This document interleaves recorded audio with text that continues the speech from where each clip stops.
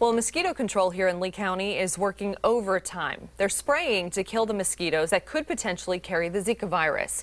But all of that spraying has a lot of local beekeepers in a panic tonight. They're claiming that the toxic spray is killing their bees and their source of income. 4 in Your Corner's Mike Mason live in the newsroom tonight with more on this story. Hey, Mike. Yeah, Amy, you have some beekeepers who blame the county for poisoning their bees, but on the other side, you have the county saying it's not their fault. Tonight, the former president of Southwest Florida's Beekeepers Association is putting all of this in perspective.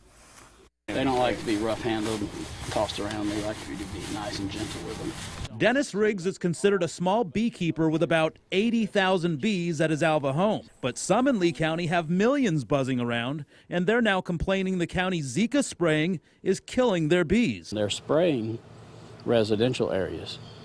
They're not spraying cow pastures. If you know that, you locate your bees in a place that's not frequently sprayed. Riggs expects to lose some of his bees when Lee County Mosquito Control begins spraying.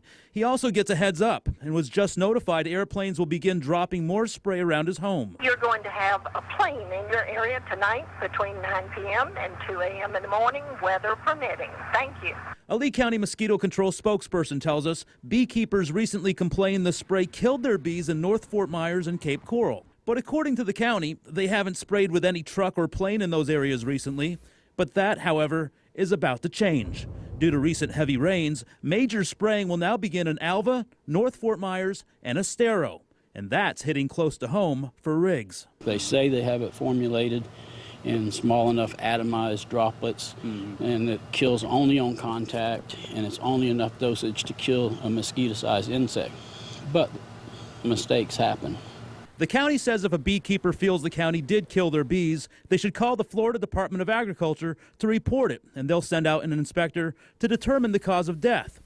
And you can see how these are moving kind of slow. Riggs takes a calm approach to beekeeping and feels others should also keep their cool. Even though they can blame anybody they want, they gotta do something to keep their bees from getting poisoned. They have to take care of it themselves. Yes.